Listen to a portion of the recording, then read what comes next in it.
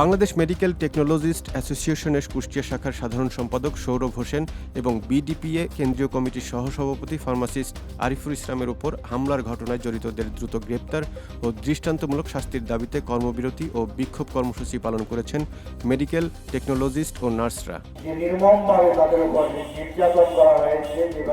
আজ সকাল ৯টা থেকে ১১টা পর্যন্ত কুষ্টিয়া ২৫০ শয্যা বিশিষ্ট জেনারেল হাসপাতাল চত্বরে ২ ঘণ্টাব্যাপী এই কর্মসূচি করা হয়।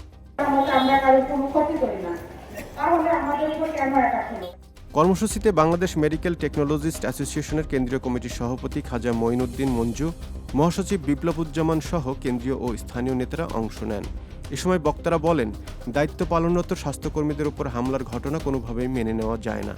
হামলাকারীদের দ্রুত গ্রেপ্তার করে আইনের আওতায় এনে দৃষ্টান্তমূলক শাস্তি নিশ্চিত করতে হবে।